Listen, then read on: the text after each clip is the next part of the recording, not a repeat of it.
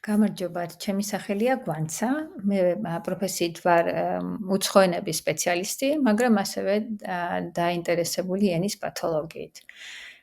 მე გადავწყვიტე შემედგინა ეს ვარჯიშები, რომ დახმარებოდი ქართველ აფაზის პაციენტებს ენის გაუმჯობესებაში და ენის აღდგენაში. იმედია, რომ ამ ვარჯიშებით თქვენ რაღაცნაირად დაგეხმარებით. პირველი გაკვეთილი ეძღვნება კალენდარს, თვეებს და ამინდის სიტყვების გამეორებას. დავიწყოთ წელიწადის დროებით და თვეებით. იანვარი, გაიმეორეთ, იანვარი, თებერვალი, თებერვალი, მარტი, მარტი, აპრილი, აპრილი, მაისი, მაისი, ივნისი, ივნისი, ივლისი, ივლისი, აგვისტო, აგვისტო, სექტემბერი, სექტემბერი, ოქტომბერი, ოქტომბერი, ნოემბერი, ნოემბერი და დეკემბერი, ბოლო თვეწლის, დეკემბერი. ალბათ შეამჩნიეთ, რომ სხვადასხვა თვეები ფერების მიხედვით მაქვს დაჯგუფებული, იმიტომ რომ ისინი შეესაბამება სხვადასხვა წელიწადის დროს. დავიწყოთ ზამთრით, რომელია 3 ზამთრის თვე. მე თქვენ თვითონ გაიხსენეთ. მართალია. დეკემბერი, იანვარი და თებერვალი. რა და კარგი იქნებოდა ასევე ამ სიტყვების დაწერა. თუ გაქვთ ხელთ ქაღალდი, ფურცელი და ქაღალდი, ფურცელი და პასტა, ან ფურცელი და ფანქარი, შეგიძლიათ ჩაიწეროთ ეს სიტყვები, თუ არა და შეგიძლიათ ასევე თითით ჰაერში გამოწეროთ. მე ვიცი, რომ ბევრს თქვენგანს მარჯვენა ხელის გამოყენების ფუნქცია დარღვეული აქვს და ალბათ მარცხენა ხელით მოგიწევთ ამ ყველაფრის დაწერა, რაც შედარებით უფრო ძნელია და უფრო დიდ ხანს წაიღებს ალბათ. მაგრამ მაინც ვეცადოთ. დეკემბერი, D, E, K, E, M, P, E, R, I. E შედარებით უფრო ადვილი დასაწერია, B უფრო ძნელი დასაწერიასოა. იანვარი ასევე იწყება ასობგერა ით, I, A, N, V, A, R, I. და მესამე ზამთრის თვე თებერვალი დავწეროთ T, E, B, E, R,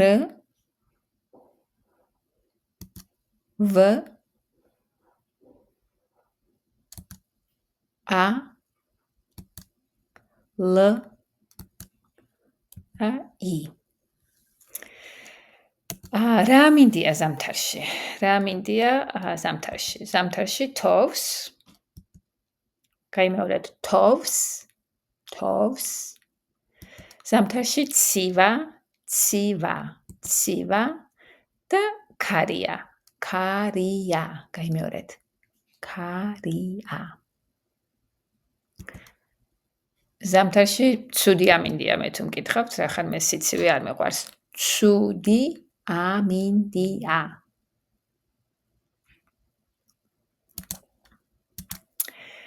დეკემბერში ცივა, აბა ორი ვერჯოლად გაიმეორეთ, დეკემბერში ცივა. იანვარში თოვს. ორივე სიტყვა გაიმეორეთ, უკვე წინადადებას ვაგებთ, არა მარტო ცალკე სიტყვებს ვამბობთ, არამედ ერთდროულად კომბინირებას უკეთებთ. იანვარში თოვს.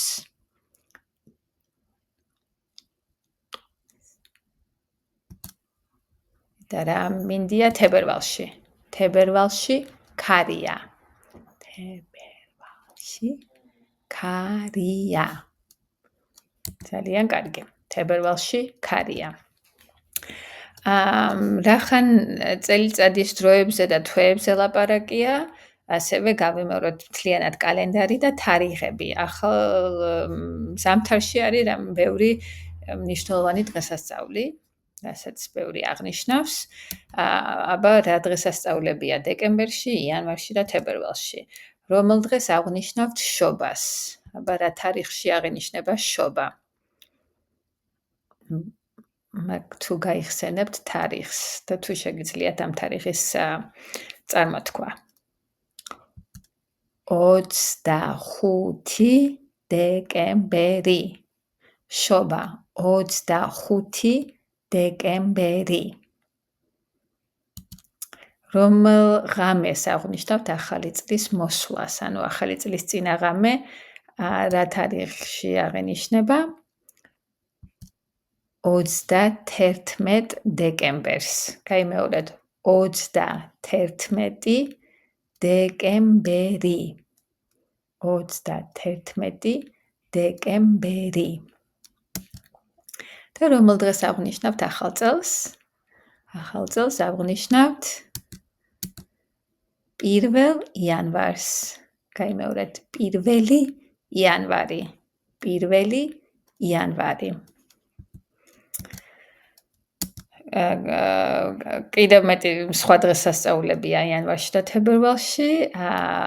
იანვარში არის ასევე აღნიშნავთ შობას, ანუ მართლმადიდებელ შობას, ძველით შობას ეძახიან. რა თარიღში აღინიშნება? 7 იანვარს. 7 იანვარი. 7 იანვარი.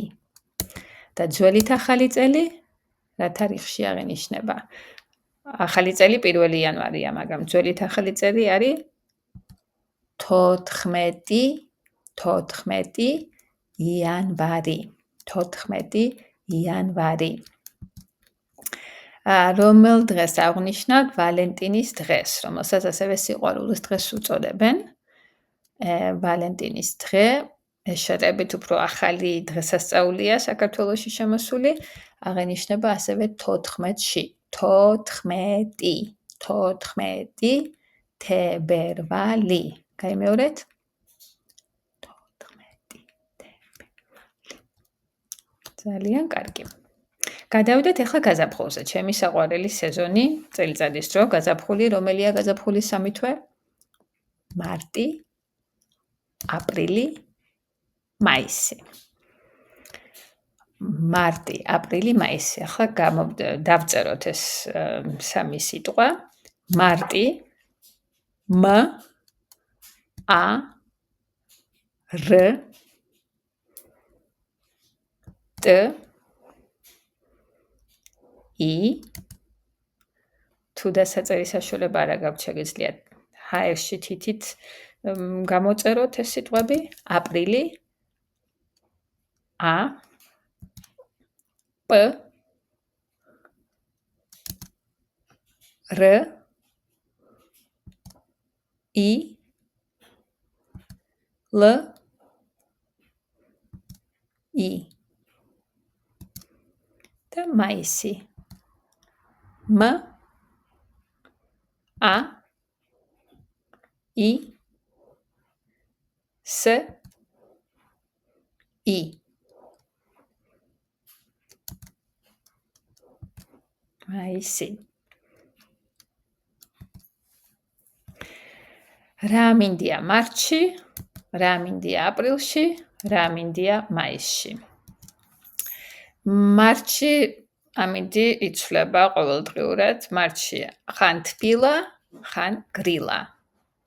მარტში ხან ცხელა, გაიმეორეთ ცხელა, ცხელა, ცივა, ცივა. წვიმს, წვიმს, თოვს, თოვს და ქარია, ქარია.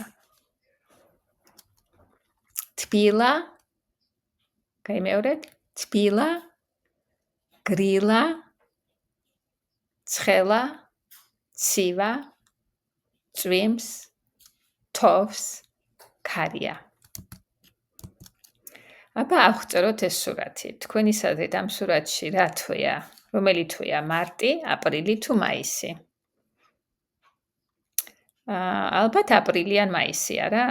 იმიტომ რომ უფრო ბევრი ფოთლებია, უკვე მთლიანად შევსებულია ხეები ფოთლებით. აბა აღწეროთ ამინდი. თბილა?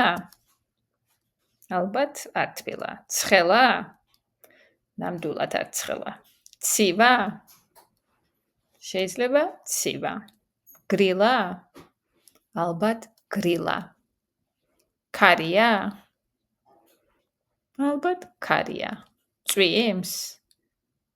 ნამდვილად წვიმს. კი, წვიმს. თოვს? არ თოვს. არ თოვს.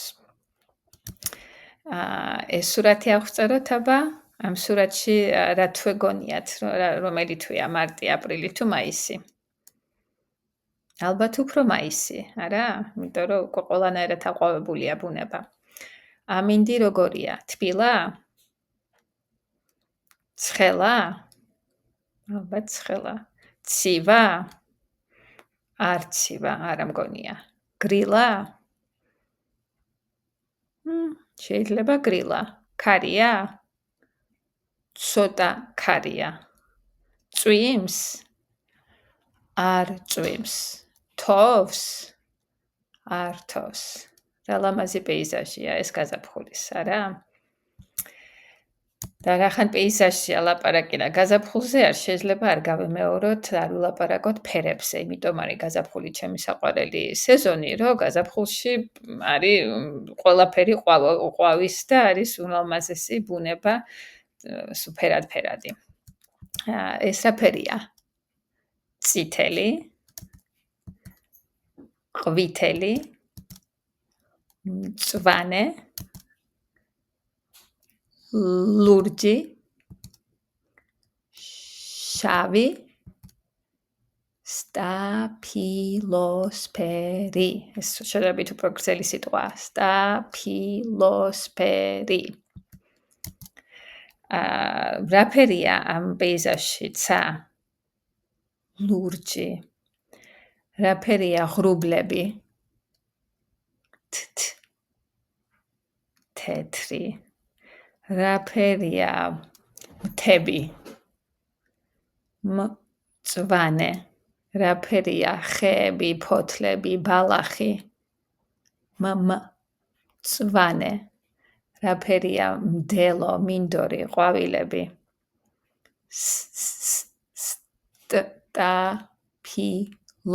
სტაფილოსფერი. ყვავილებით. არ შეიძლება გაზაფხულზე ვილაპარაკოთ და გაზაფხულის თვეები დავასახელოთ, ყვავილების თემაზე რომ არ ვისაუბროთ. როცა ია და ყოჩივარდი გამოჩნდება ხოლმე ბაზარში, ვიცით რომ უკვე გაზაფხული შემოსულია. რა ფერია, გავიმეოროთ ფერები, რა ფერია ია? ლურჯი. რა ფერია ნარცისი? ყვითელი. რა ფერია ტიტა? ტიტა სხვადასხვა ფერების შეიძლება იყოს, მაგრამ ძირითადად ასოცირებას უკეთებს ტიტას ამ ფერთან. წითელი. მართალია. ზამბახი?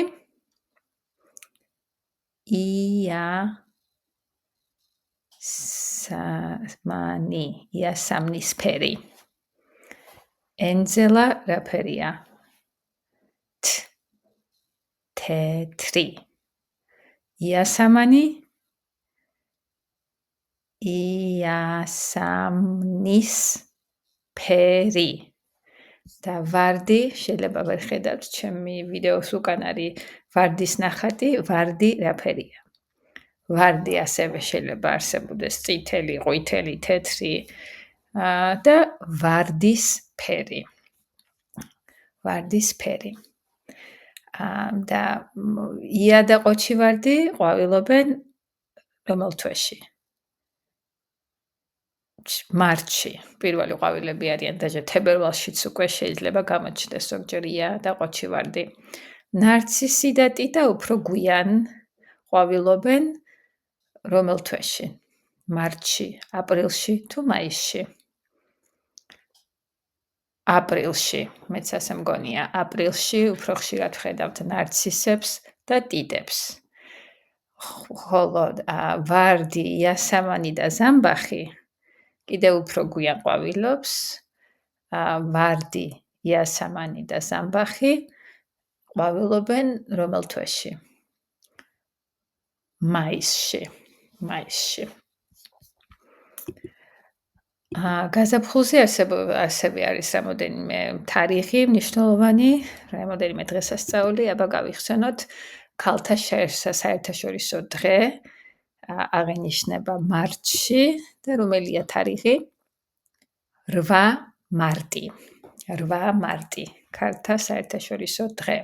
8 მარტი. აპრილში ისტორიული დღესასწაულია საქართველოს დამოუკიდებლობის დღე და რომელ თარიღში აღინიშნება ეს დღე? გავიხსენოთ 9 აპრილს. 9 აპრილი. 9 აპრილი. მეორე მსოფლიო ომის დამთავრების დღე, ასევე ამას ეძახდნენ გამარჯვების დღე. ძველ დროს უფრო კომუნიზმის დროს უფრო აღნიშნავდით ამ დღესასწაულს, რა თქმა უნდა, მაგრამ ალბათ დღემდე ყველა მიცის ეს თარიღი. ომის დამთავრების დღე 9 მაისი. 9 მაისი. გადავიდეთ შემდეგ წელიწადის დროზე. ზაფხული. ზაფხულის 3 თვეა. ივნისი, გაიმეორეთ, ივნისი, ივლისი და აგვისტო. აბა გამოვწეროთ და დავწეროთ ეს სიტყვები. I V N I S I. ან თითით ჰაერში დაწერეთ, ან ფურცელზე დაწერეთ, ან წარმოიდგინეთ ეს სიტყვები და კიდევ ერთხელ წუხვა, რომ შეიძლება ეს თქვენთვის შედარებით ძნელი გასაკეთებელი იყოს, რახან შეიძლება თუმე მარცხენა ადამიანი არა ხართ და მარჯვენა ხელს ვერ ამოძრავებთ და ისე კარგად ვერ იყენებთ, ალბათ ძნელია ამ ასოების დაწერა. ივლისი. ივნისის დაწერის მერე ივლისი ძალიან ადვილი დასაწერია, იმიტომ რომ მარტო ერთი ასოა განსხვავება. I V L და არა N, ივნისი N, ივლისი L I S და I. და ბოლო თვე ზაფხულის არის აგვისტო. აგვისტო იწყება ასობგერა 10 A G V G და V ფაქტურად ერთ და იგივენაირად იწერება, უბრალოდ V არ არის ბოლომდე შეკრული, G V I S T და ო. აგვისტო. აბა რა მინდია აგვისტოში, რა მინდია ივნისში, რა მინდია ივლისში, რა მინდია აგვისტოში. ზაფხულში, რა თქმა უნდა, ან თბილა, ან კიდევ ცხელა. მზიანი ამინდია. გავიმეოროთ, მზიანი ამინდია. კარგი ამინდია. კარგი ამინდია. ზაფხულში ზოგჯერ წვიმს. ზოგჯერ გრილა კიდეც, გრილა და ზოგჯერ ქარია. ქარია. ზაფხულობით ძალიან ცხელა, განსაკუთრებით ქალაქებში, განსაკუთრებით თბილისში, ივლისი და აგვისტო. თბილისში აუტანელია, ჩახუთული ჰაერი, ცხელა, ძალიან ცხელა და ხალხი ზაფხულობით მიდის დასასვენებლად. რაიონებში, მთებში, ზღვაზე, კურორტებზე. მე რო ვფიქრობ ზაფხულზე, ყოველთვის წარმომიდგენია დასვენება. ზაფხული არის გასვლა ქალაქიდან სუფთა ჰაერზე. აბა გავიხსენოთ რამოდენიმე ყველაზე პოპულარული კურორტები საქართველოში, სადაც ხალხი მიდის აგვისტოში და ივლისში და აგვისტოში დასასვენებლად. აჭარაში დიდი კურორტი და ქალაქი, სადაც არის დიდი პლაჟი, ეს არის ეს ქალაქი ზღვისპირას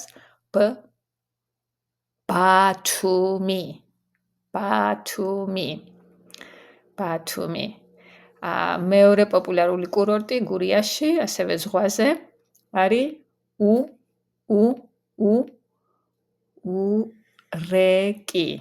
ურეკი.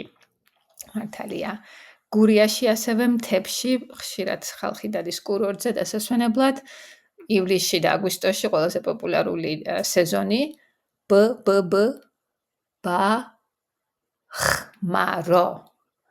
ბახმარო. თუ სოფელი გაქვს რაჭაში, ტუზი უსვია ბედს შენთვის, ნეტავი მქონდეს მე სოფელი რაჭაში, ულამაზესი რეგიონია. მთები, ტბები, მდინარეები, გავიმეოროთ რაჭა. და ბევრი ხალხი მიდის კახეთში დასასვენებლად. კახეთი. ესე იგი ზაფხულის თვეები, ივლისი, აგვისტო, რაც ჩვენ უკავშირებთ სიცხეს, ძალიან ცხელა, ძალიან მზიანი ამინდია და ამ პერიოდში ხალხი მიდის სუფთა ჰაერზე, მთებში და ზღვაზე, რომ გასაგრილებლად. და გადავედით ახლა შემდგ სეზონზე, წელიწადის დრო, შემოდგომა. შემოდგომის 3 თვეა: სექტემბერი, ოქტომბერი და ნოემბერი. მართალია, სექტემბერი, ოქტომბერი, ნოემბერი. აბა კარგი იქნებოდა თუ დავწერდით ამ 3 სიტყვას, როგორც სხვა თვეები ჩავიწერეთ, ასევე ჩავიწეროთ ეს 3 თვე. ან რველში, ან ჰაერში, როგორც გენებოთ.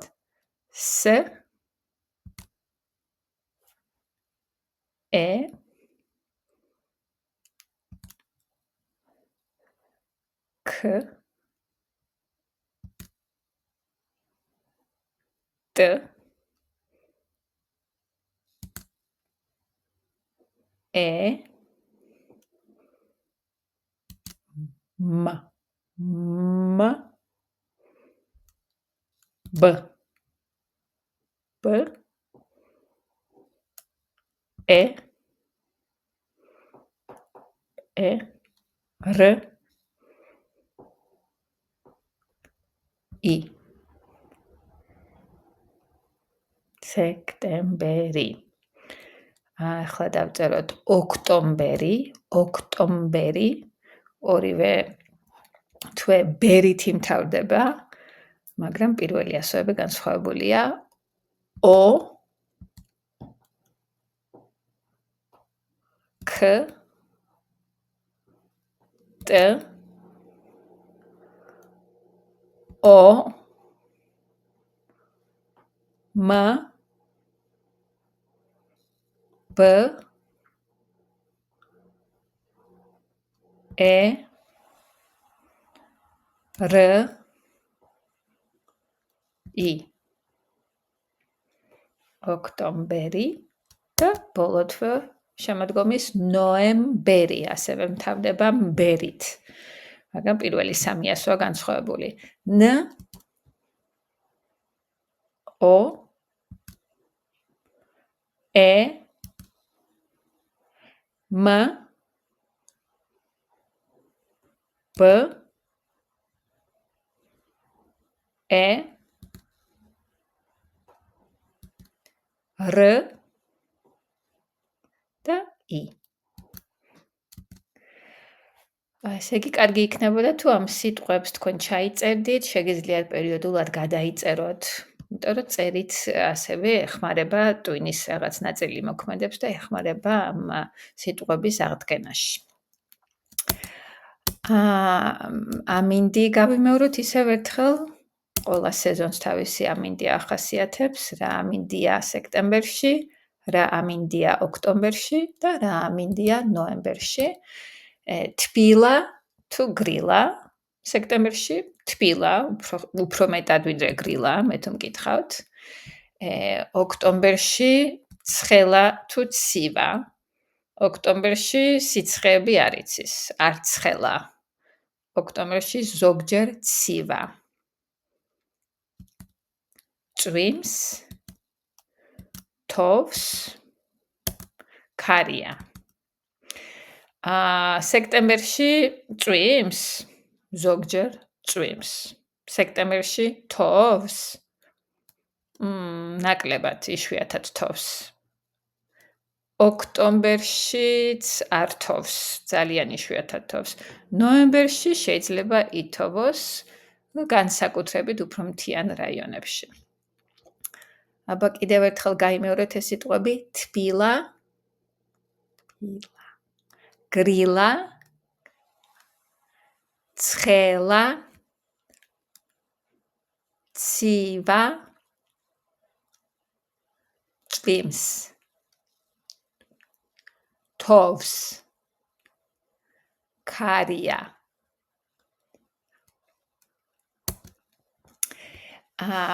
თარიღების გასამეორებლად ვერ გავიხსენე, ვერ გავიხსენე ისეთი მნიშვნელოვანი თარიღები, მაგრამ თარიღების მაგივრად, აი რა ასოცირებას ქმნის სხვადასხვა შემოდგომის თვეები. სექტემბერი ისტორიულად ყოველთვის არის სწავლის დაწყების თვე. არდადეგები მთავრდება, მოსწავლეები სკოლებს უბრუნდებიან, აბიტურიენტები ინსტიტუტებს. მე რო პატარა ვიყავი, 1 სექტემბერი იყო თარიღი, როცა ყველანი უბრუნდებოდით სკოლაში. ეხლა უკვე გააჩნია სკოლას, გააჩნია ინსტიტუტს, სხვადასხვა თარიღებია, მაგრამ ასე თუ ისე ყოველთვის სექტემბერში. სექტემბერი არის სკოლა, სკოლის დაწყება. ოქტომბერი ყოველთვის ჩემთვის ნიშნავს ჩურჩხელას, რთველს, ყურძნის დაკრეფას და ნოემბერი ნიშნავს გიორგობას. და გიორგობა აღინიშნება რომელ თარიღში, თუ გახსოვთ. გიორგობის თვე. გიორგობის თვე ნოემბერია და გიორგობის თვე ნოემბერს ქვია, რახან არის წმინდა გიორგის დღესასწაული 23 ნოემბერს, 23 ნოემბერი. აბა ეს სურათი აღწეროთ, გამოიყენეთ ყველა ის სიტყვები, რაც ჩვენ ამ გაკვეთილში გავიმეოროთ, აღნიშნეთ რომელი სეზონია, ზამთარი, ზაფხული, გაზაფხული თუ შემოდგომა. შეგიძლიათ ილაპარაკოთ როგორია ამინდი, ცივა, ცხელა, გრილა, თბილა, წვიმს, არ წვიმს. შეგვიძლიათ აღწეროთ ფერები, რა ფერის არის ფოთოლი, ბალახი, რა ფერის არის ყურძენი და ასე შემდეგ. პირველ რიგში წელიწადის რომელი დროა? შემოდგომა, გეთანხმებით. შემოდგომა. რომელი თვეა? შემოდგომის რომელი თვეა? ალბათ ოქტომბერი. ოქტომბერი ან ნოემბერი, ალბათ. რახან ყურძენი მაგ დროს მწიფდება. ოქტომბერი. როგორი ამინდია? როგორი ამინდია? თბილა. არ ცხელა, მაგრამ მგონია რომ ცხელოდეს, არ ცხელა და არც ცივა. ან თბილა, ან გრილა. წვიმს? არ წვიმს. თოვს? არც თოვს. ძალიან კარგი, ესე იგი, შემოდგომა, ოქტომბერი, თბილა, არ წვიმს, კარგი ამინდია და სად არიან? ეს ბაბუა და შვილიშვილი. მე მგონია რომ არიან ბაბუა და შვილიშვილი, არიან ვენახში. და ეს არის რთველი, წყვიტავენ ყურძენს. ესე იგი, ჩვენ ამ გაკვეთილით ბევრი რამე გავიმეორეთ. გავიმეორეთ წელიწადის თვეები, ვილაპარაკეთ ამინდზე, გავიმეორეთ ფერები და ასევე გავიმეორეთ თარიღები. ასე რომ თუ დაღლილი ხართ და ეს ძალიან ბევრი ინფორმაცია იყო, ბოდის გიხდით, მაგრამ იმედია რომ ცოტათი გაერთიეთეთ და ცოტათი ისიამოვნეთ კიდევაც, მიუხედავად ამისა, რომ შეიძლება ძნელი იყო ამ დავალების შესრულება. რახან თქვენ ესე კარგად იყოჩაღეთ და ესე ბოლომდე გაყევით ჩემ გაკვეთილს, მე ჯილდოდ მოგასმენინებთ სიმღერას, რომელიც ამ თემაზეა, სეზონზე, ზამთარზეა დაწერილი. სამწუხაროდ ეს არ არის ძალიან მხიარული სიმღერა, ცოტათი ესეთი ნაღულიანი სიმღერაა, მაგრამ დარწმუნებული ვარ, რომ გაგიხარდებათ ამ სიმღერის მოსმენა. აბა ვნახოთ.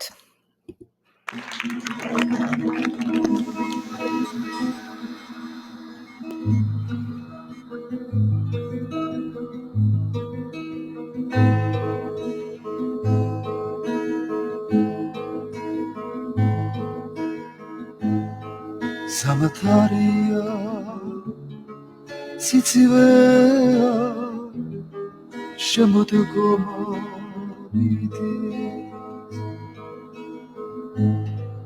მეშინია ციცივისა ზამთარი რომ მოდის შარშან უბროსაში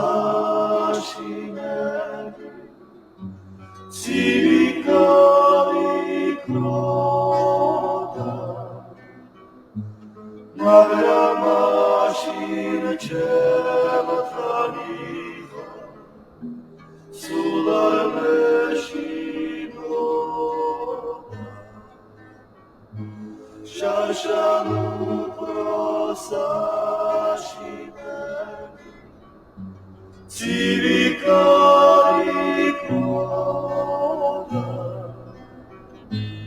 მაგრამ მაშინ ჩემთან იყო სულ არ მეშინოდა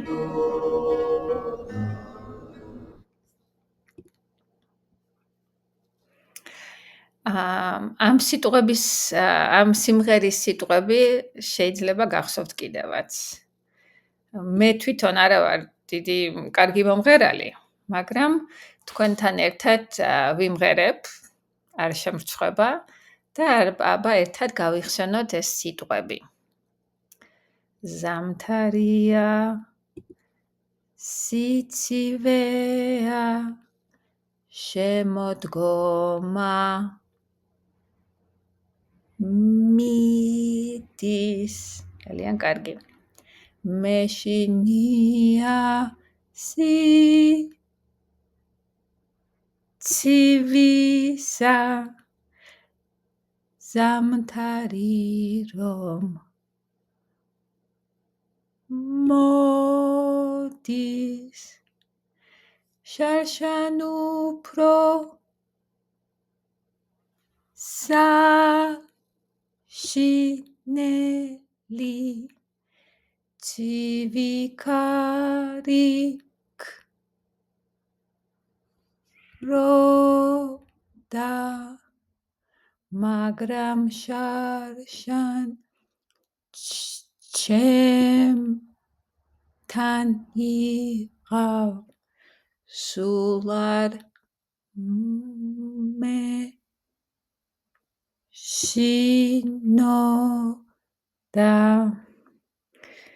დიდი მადლობა სიმღერისთვის, დიდი მადლობა ამ გაკვეთილის დასწრებისთვის და მე მომზადებული მაქვს ბევრი 10 სხვადასხვა გაკვეთილი, რომ დაგეხმაროთ გაიმეოროთ სიტყვები სხვადასხვა თემაზე. კალენდარი, ხილი, ბოსტნეული, ტანსაცმელი, ავეჯი და ასე შემდეგ, ასე რომ თუ გინდათ გადახედეთ სხვა ვიდეოებსაც. აბა წარმატებით მომავალ შეხვედრამდე.